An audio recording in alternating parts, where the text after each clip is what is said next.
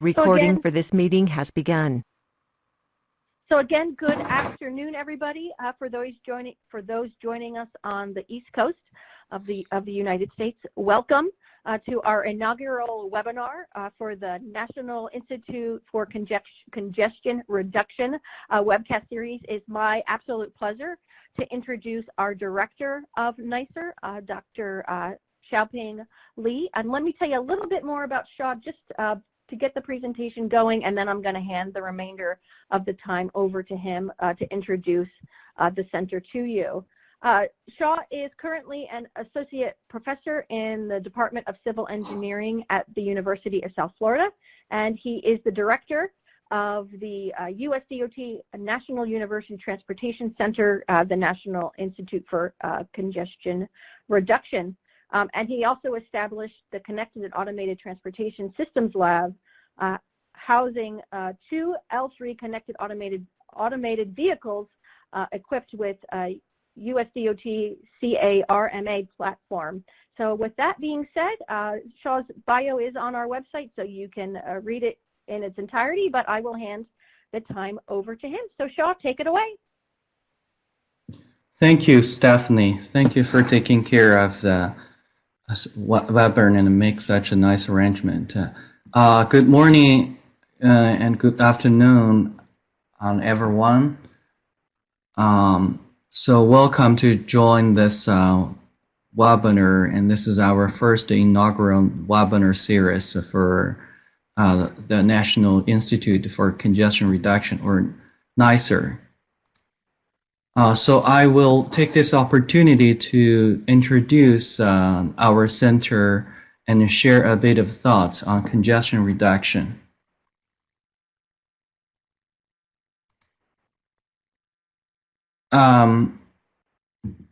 So I guess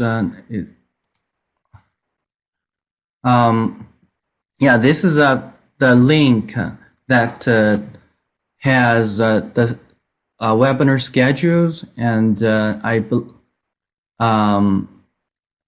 believe the next presentation will be from Dr. Mark Barris from Texas A&M on March the 11th, and you're welcome to register and join the next session. So today I'm going to talk about some NICR related work, and we will first introduce this UTC, and I'm going to talk about Year 1 project, and then discuss some Year 2 RFPs, and also mention other NICR activities on tech transfer, communications, and education. In the end, I may also add a bit of my thoughts on congestion reduction. So first, what's NICR?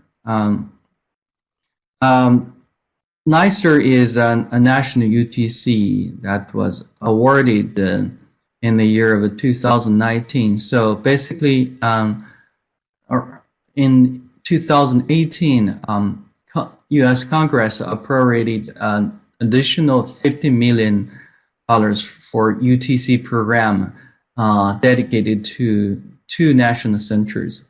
One is for infrastructure, and the other is for congestion. And this call attracted 51 applications, and we were one out of the 21 that wins the National Center for Congestion. This center came with a federal budget of $7.5 million over 3 years, and it requires a 100% non-federal match. So it is translated to an annual expenditure of $5 million, including both federal and state match. It includes 4 universities, in addition to USF, and we have University of California, Berkeley, Texas A&M, and TTI, and the University of Puerto Rico at Mayagüez. So we have a very strong team on board.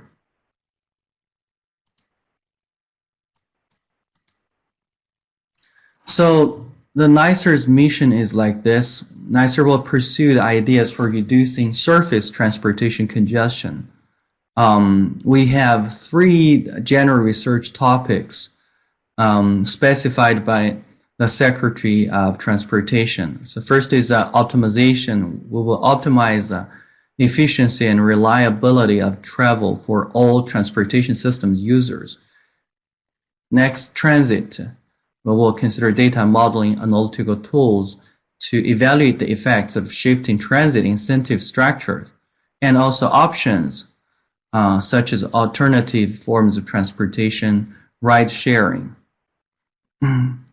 So the mission statement is that the NICR will emerge as a national leader in providing multimodal congestion reduction strategies through real-world deployments that leverage advances in technology, big data science, and innovative transportation options to optimize the efficiency and reliability of the transportation system for all users. Our efficient and effective delivery of an integrated research, education, workforce development, and technology transfer program will be a model for the nation. So this is an overall NICR team layout. With these 4 great universities, the approach we take has 4 pillars supporting the 3 topics we mentioned. Under these 4 pillars, we planned 17 projects in a proposal. The outcomes are expected to translate theory into real-world practice, compare and contrast policies across diverse land use and populations, educate next generation of transportation leaders, develop strategies and tools for the present and future decision making and deployment, and finally sharing the understanding with government, industry, and community-based organizations. So this is a list of in the original original projects, proposed in the NICR UTC proposal, and it is under these 4 pillars. The first pillar is about urban and rural traffic management in the age of big data. So it emphasizes the use of data in addition to transportation models. The second pillar is to battle congestions using innovative modeling platforms. So it considers different apps, policies, and other platforms to facilitate congestion management. The third pillar is about incentivizing transit in the faces of innovative alternatives. So we will explore transit-related innovative technologies, services, and arrangement, and also policies. The last pillar is about battling congestion on freeway corridors. So it will examine freeway corridors such as managed lanes, proactive congestion management, and traffic surveillance. The highlighted projects as these areas mark are the projects that were awarded in the year 1, and I'm going to browse through these list of year 1 projects to give you a flavor about what we have been doing.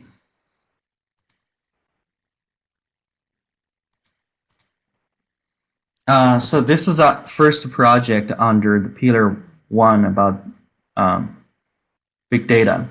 So it is to manage demand side of auto traffic. So this is led by Dr. Payson Lin from USF, and it is collaborating with UC Berkeley colleagues as well.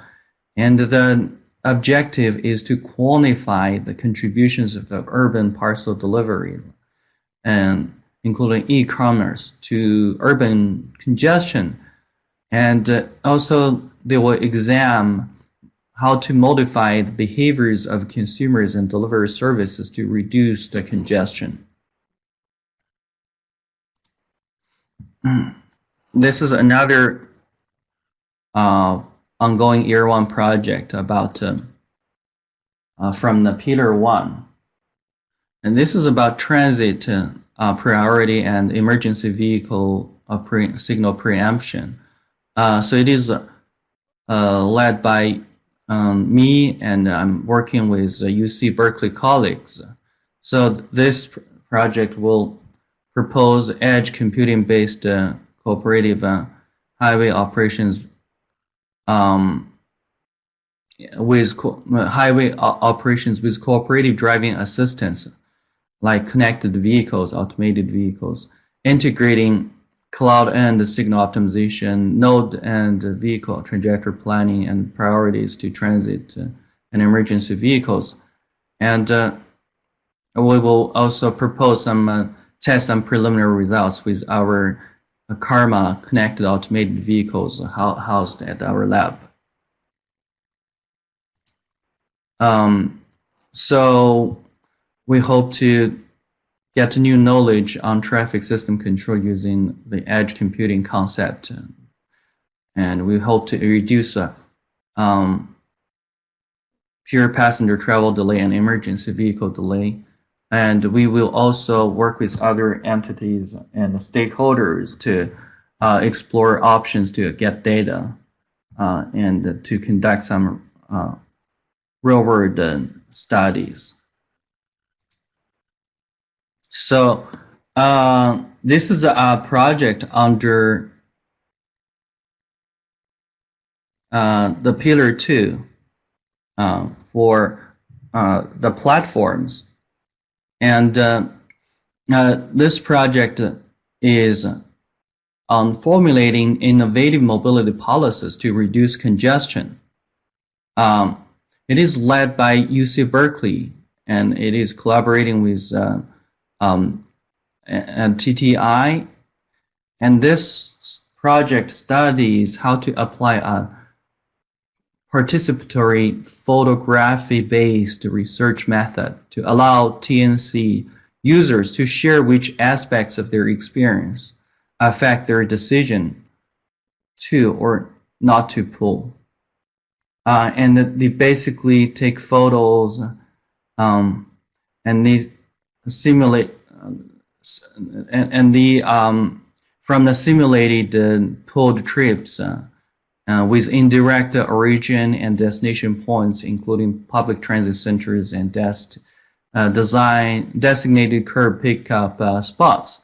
And we will explore pricing policies that impact pull trips as links to public transit or for trips to employment centers and healthcare services. So the innovation is using this photograph-based method to study the users or riders' behavior to this alternative transportation approaches like carpooling.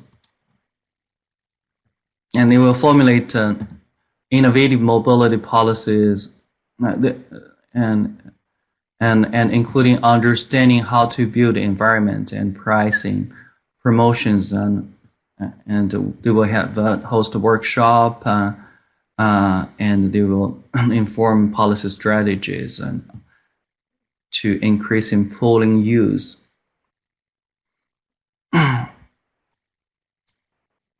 This is another project under Pillar 2. It's about enhancing equity and access. This is led by colleagues from UPRM, and it is to study the spatial access and the social equity of the new dockless e-scooter service in the city of Mayaguez.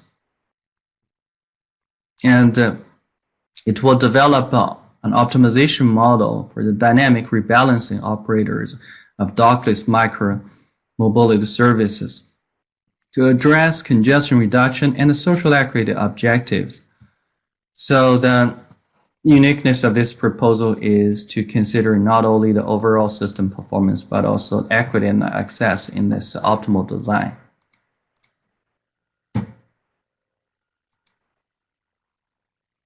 So they will come up with a new metrics to define accessibility and equity and the context of micro-mobility services. New methods to manage vehicle rebalancing operations will be proposed and from the optimization, and they will collaborate with local companies to make the results tangible to practitioners. The third pillar on transit with innovative solutions.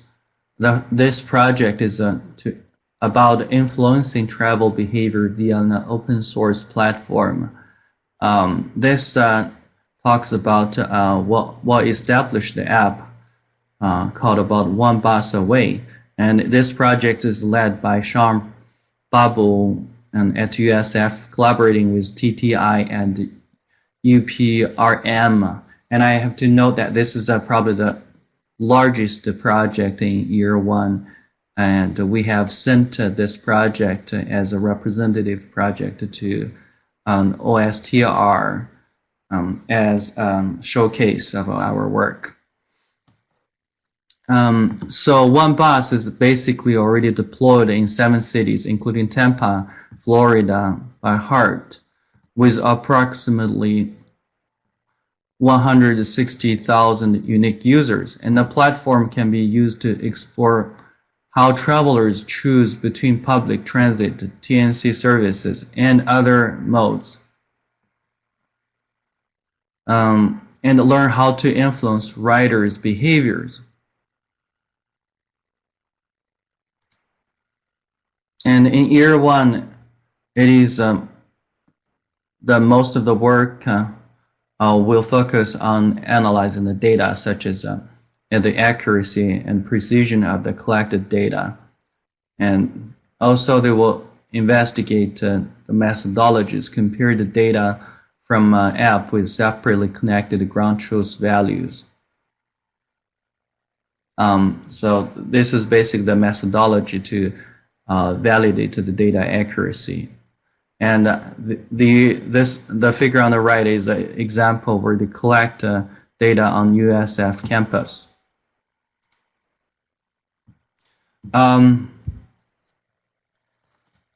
This is another project under Pillar 3, targeting transit incentives to congestion sources.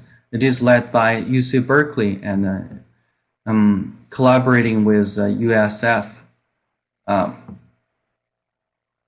So the success and failures of transit and transportation network company TNC's partnerships on ridership will be investigated in this work. The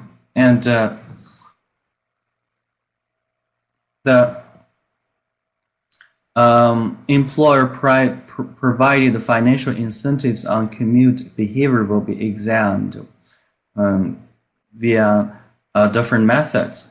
And changes in ridership due to the changes in the built environment will be measured as well. So this project considers different behaviors in built environment and also other urban settings.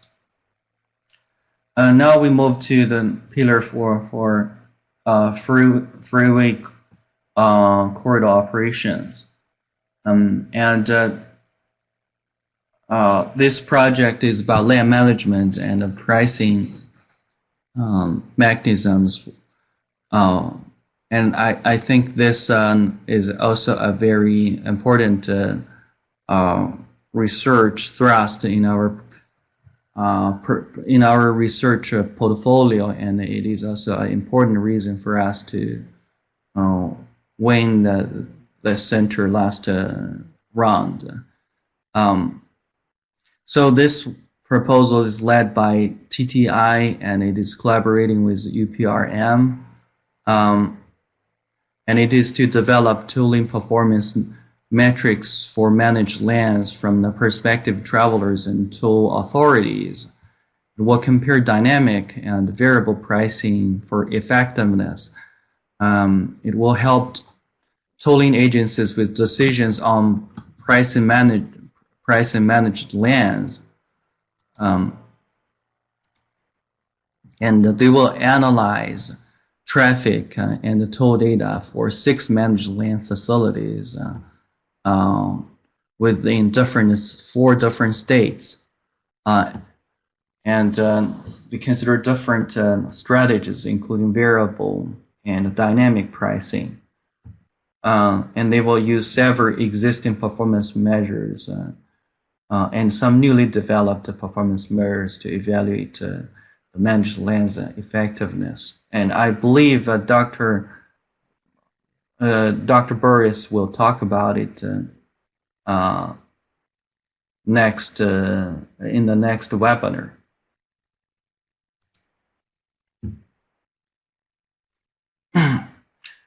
This is a second project under Pillar 4, and this is led by USF colleagues, Dr. Cecilio Concas and Victoria Pert.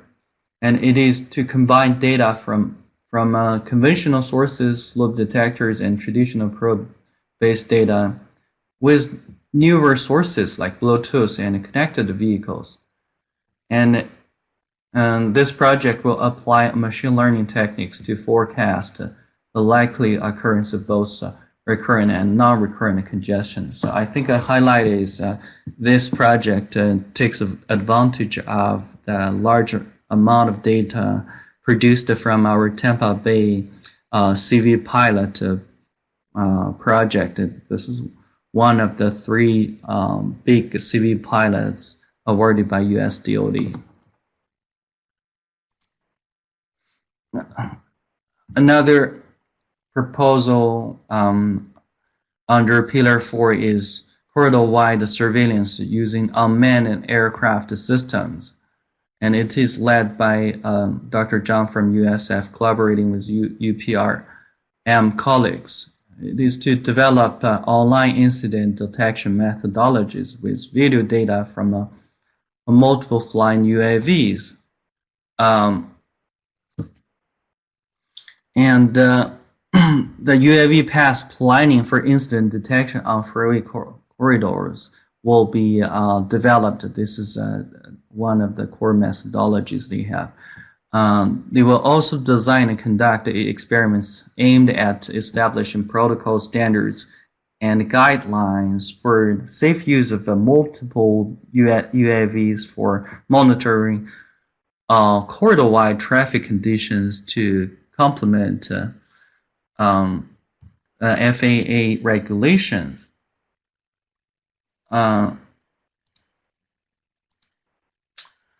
In addition to the great portfolio of research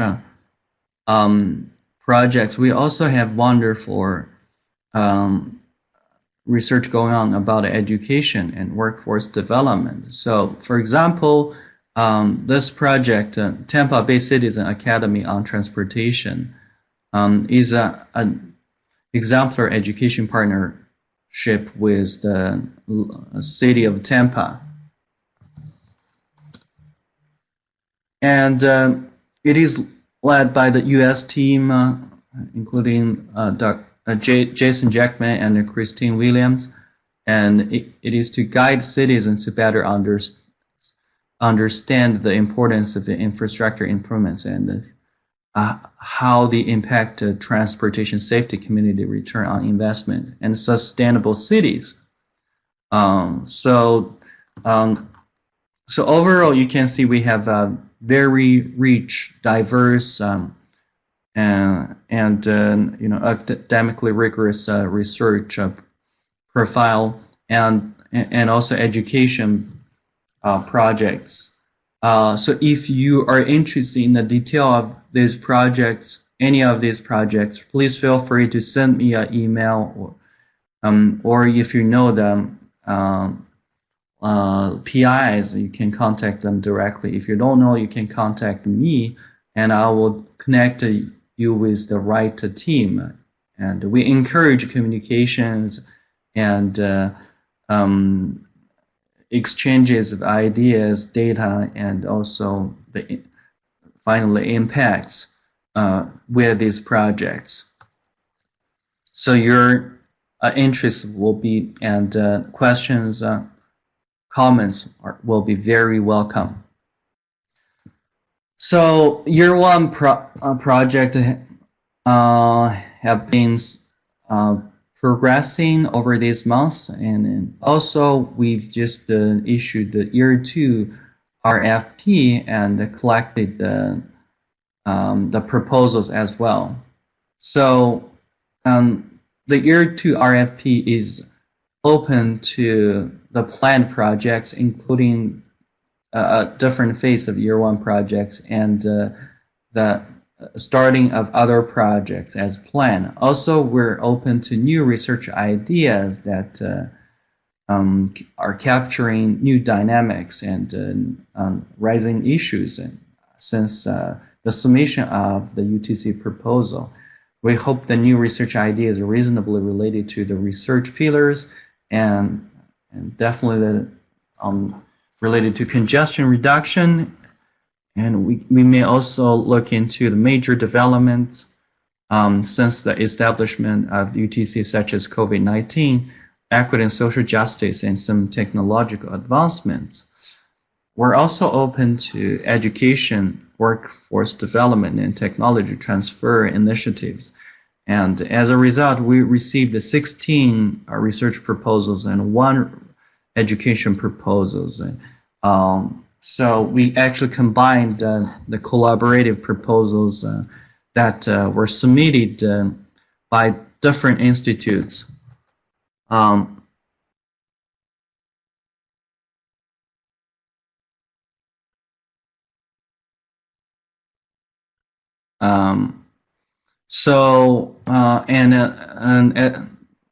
the end, we have 9 research and 1 education proposals from USF, and TTI's 8 research proposals. UCB contributed 3 research proposals, and UPRM contributed 4 research proposals.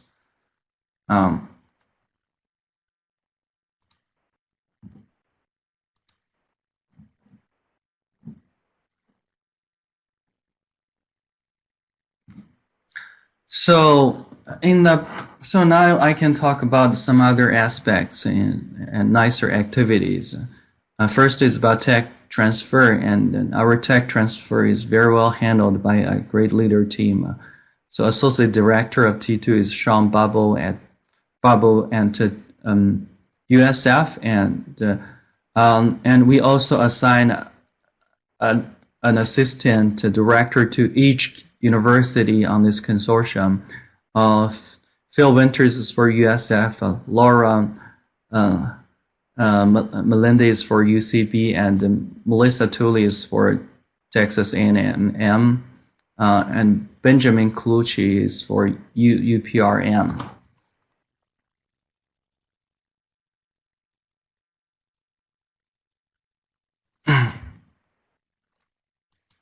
So I see a number of questions in the chat box. Since I missed the first few, sorry, I could not monitor all of them in real time. I will try to address them by the end.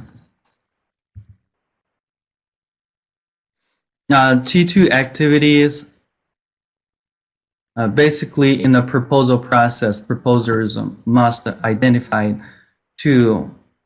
at least two stakeholders, and preferences will be given with greater than 1 stakeholder to adopt and implement the results. Proposers must identify the current and expected technology readiness level of the project. Proposers must include the T2 plan, include how results can be transferred to stakeholders and products. And we also plan a wonderful G2 activity sponsored by NSF program. So the full name is Innovation Corps Training. It is available for faculty and students after the project is selected. You can check on this link for the detail of I-Corps.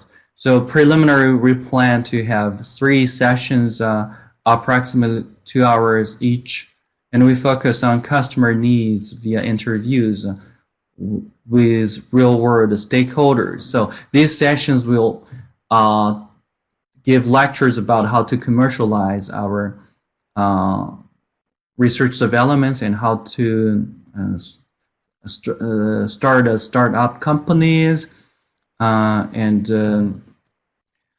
we will test. We will investigate tests. We will test the hypothesis of the research problem statement and ensure the results of the research are transferable to real world via rapid iteration on ideas, on to help avoid the valley of death for research.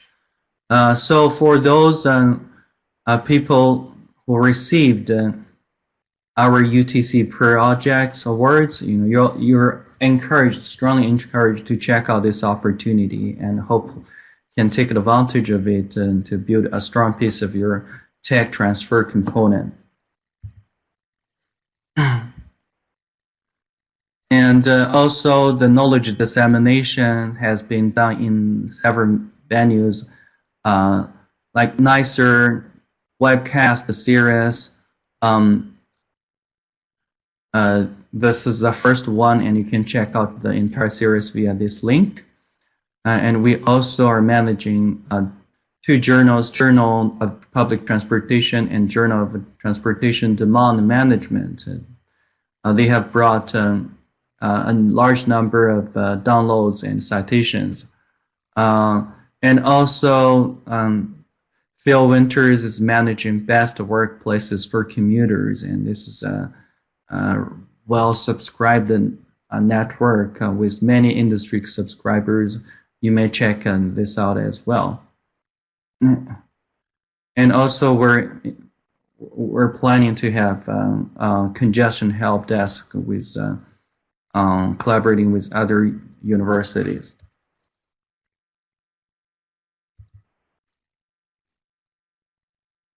So another major thing that we have done over this period of time is transferring the old website to a new website. I think the new website has a better alignment, and also the contents are a lot clearer, and we hope this can be better received by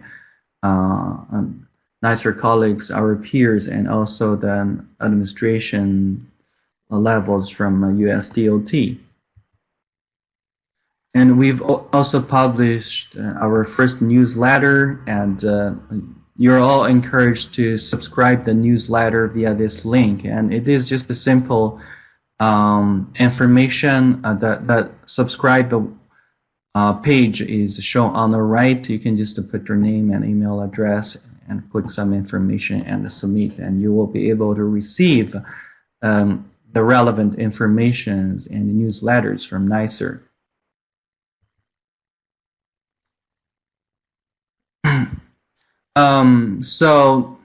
And we mentioned the journal of publication as one major journal that we're managing. So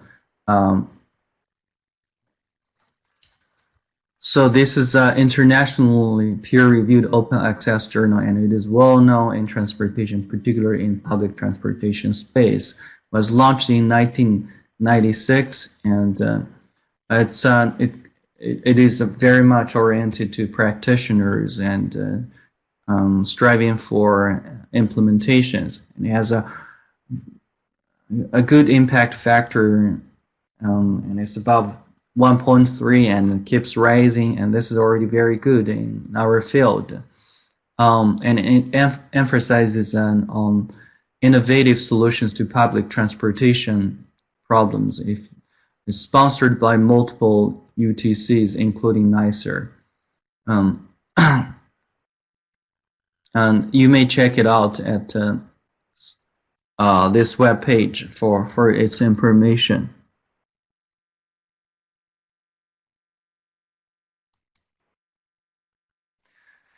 And besides, we have also done other activities. I just will mention a few. So we submitted the progress report and also processed the progress report from PIs, and we constantly interact with stakeholders, have meetings, presenting our projects, and hope to get feedback and support from different partners. If you're from a transportation stakeholder, a non-academic unit, if you're interested in supporting us in different ways, like just giving us comments or learn what we're doing, all the way range from in-kind and cash support.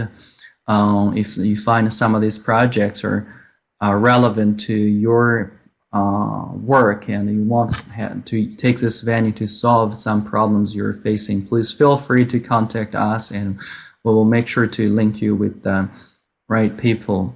And as I said, we have 4 universities, and we have included over 60 faculty members and a huge number of graduate students. And you can pretty much find everything about congestion reduction all the way from the planning to the detailed operations and technology development. And also, we received 2 national student awards issued by Council of UTCs. And Nicholas Chen received the Charlie Wooten Memorial Masters Award, and Tom received the Neville A. Parker Award. They are very selective national competitions. And NICR student activities have been conducted actively. We just formed the NICR Student Council and discussed with various student organizations. So I want to thank all the NICR colleagues, in particularly the following staff. Christine William is the senior program manager, and she's spearheading pretty much everything that we're talking about. And Sean Barbo and Phil Winters, as I mentioned, they are leading the tech transfer activities and have done a lot. Christina Van Nallen, she's helping with all the communication activities. Rina Raturi is helping with all the budgeting and financial activities and some other communications. She's done lots of work in the background. And also we have a wonderful, brilliant graduate student, Taylor Dinehart. She's helping with a lot of these things and implementations. So finally, before I answer these questions, I just want to bring some thoughts on congestion reduction research, and hopefully that will, I may not be able to answer or give you some conclusions, but I just hope to use these thoughts to stir your further thoughts. And so basically congestion has been long-lasting issues. It started all the way before the 19th century and continued to today. And there is a saying that severe congestion can be a sign of strong regional prosperity. So congestion is not all bad things. So I think that reducing congestion is about how to reduce congestion, but at the same time, also we want to ensure the prosperity. We don't want to compromise prosperity. So we can do that by saving resources like shared mobility to improve the higher vehicle utilization rate, less parking stresses, and we save urban space. And also, maybe if we cannot reduce the total time of congestion, we could make congestion less bothering. If autonomous vehicles are widely deployed, if people can work and entertain and do other things in vehicle, maybe the congestion is not that painful.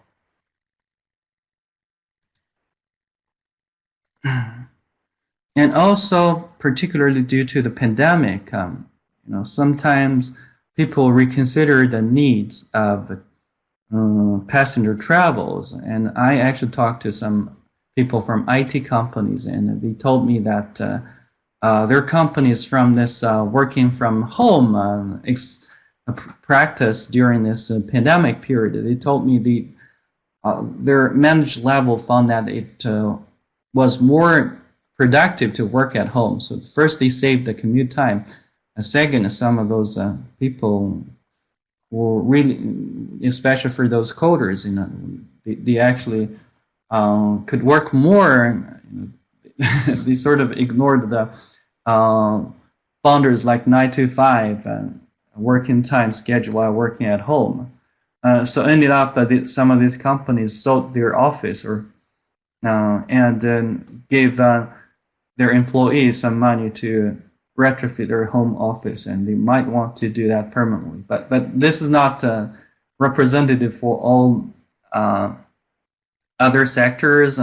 However, we've seen significant changes of our travel behaviors, and people started to be used to work from home, and there are also some issues about equity. People without access to internet and relevant devices would be really put into a communication desert, and they may not receive work, education, and other resources while staying at home.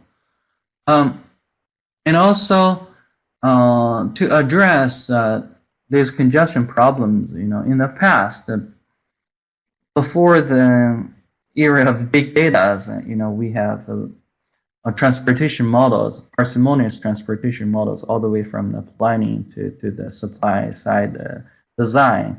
But right now we have proposed other alternatives to do the same work, and for example, machine learning, data-driven methods, and some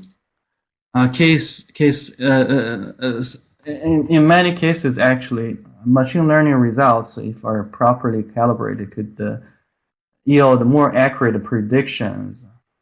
So this would incentivize us to rethink about how do we really approach these problems, and how to balance the transportation models and data-driven models.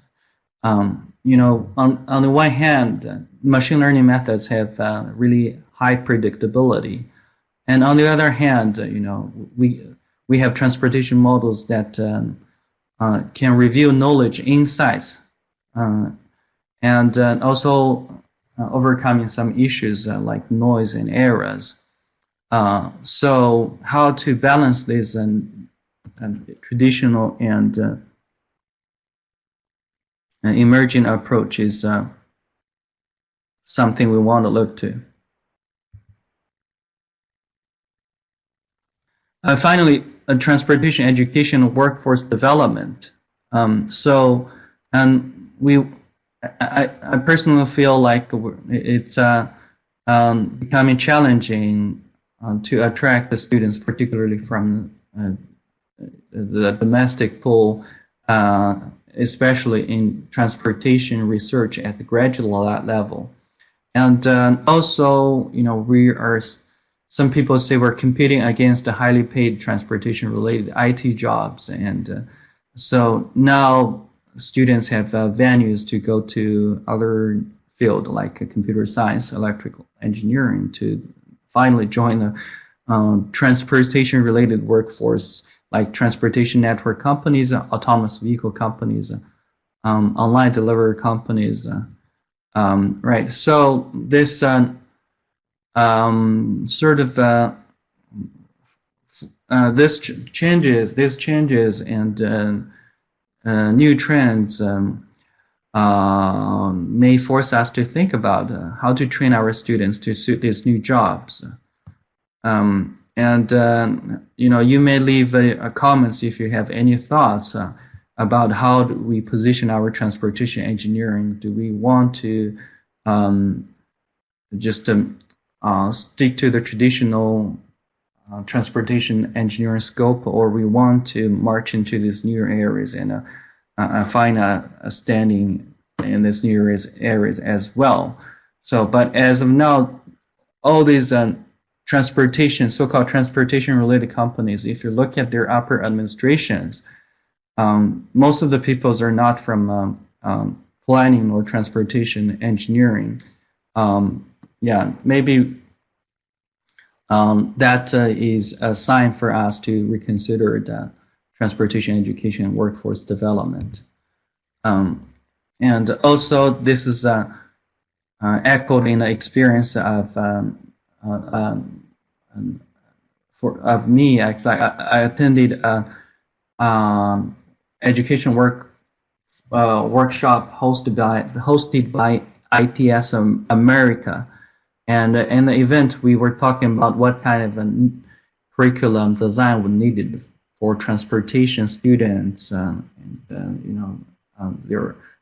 so many people voted, including both academia and industry, and actually there were a list of courses that were not often offered in transportation engineering, such as data analytics, software applications, programming skills, cybersecurity, AI, a lot of these issues actually. So if you have any thoughts about what to add to our curriculum to fit the need of your profession or your particular job, you may leave a message here, and we love to hear the inputs about this, and hopefully with some efforts we could improve our curriculum design to fit these evolving needs from the practitioners. This is my presentation, and I have about a few minutes to answer some of these questions. And so, Stephanie, do I start from? Nope, I will. I'll start for you, so that you just have to respond to the question. So what I'll do quickly is just remind everybody that Q&A box is located on the bottom right-hand corner of your screen. And then, Shaw, the other thing that I'll mention as we wait for some questions to come in is all of the links that Shaw was talking about, the NSF Innovation Corps link, the link for the best workplaces for commuters, and then 2 quick links for the Journal of Transportation Demand Management, as well as the Journal for Public Transportation. Those additional links were provided or are provided in the web link section in the upper right-hand corner of your screen. Okay, Shaw, so let's go through a few of the questions that have come in. How does NICR handle peer review, and could we volunteer to review and comment on those proposals? Yeah, so we actually send, we asked the proposers to suggest 3 reviewers, and we will select some of these reviewers if we don't find apparent conflicts. And then we will select some other reviewers, external reviewers as well. We may also add 1 internal reviewers from the NICR faculty to just to give some NICR related perspective. You are definitely more than welcome to volunteer to review and comment on the proposals. Please feel free to send us emails either to me or NICR at usf.edu to state your interest in helping us. And you may just leave also mention your area of expertise, area of interest, what kind of proposal you want to review, and we'll be happy to. We'll be very thankful for you to do that. Actually, we're in great needs of reviewers who can help us through this really timely, intensive process. Thank you. Yes, thank you, Shaw. And then if you download the handout in the file section, Shaw's email is on that last page. So if you need a quick link to his email, it's there. Okay, let's go to the next question. Does NICR partner with other entities? Yeah, we definitely partner with a number of different entities.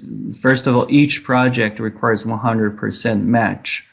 Many of the match sources are from stakeholders, so that is concrete evidence of partnership. And also, different partners can provide other support, such as sharing data or just having meetings, provide feedback, or attending some related activities on outreach education. So we're definitely looking forward to partnering with our agencies and within the states of these 4 universities and also across the nation. So if you're interested in partnering with us, please feel free again to send us an email. Send me an email. I think the slides have our contact, and we will talk about that. And then, Shaw, the other thing that I'll mention too is all of the projects that you discussed today will be, the results of those projects will be presented at one of these monthly webinars. So do be on the lookout and subscribe to the newsletter to stay up to date on all of our upcoming webinars. We'll ask one more question because we've got only about 4 minutes left. Will the Institute focus on land use and growth management? Yes, as I said, this institute pretty much covers everything that is relevant to congestion policies, land use, planning are definitely an area of focus. Thank you, Shaw. Okay, well, I thank everybody for joining us today for our inaugural National Institute for Congestion Reduction webinar. Our next webinar is on March 11th with Mark Burris from Texas A&M Transportation Institute. He will be speaking about pricing mechanisms for managed lanes. The link for that webinar is in the web link section. What I will do at this time is I'll open up the evaluation, and please take a few moments to complete that evaluation, as the feedback provided is not only important to Shaw and the entire NICR staff, but it also helps us identify some future topics if you're interested in hearing a little bit more about some additional topics not covered in some of this research.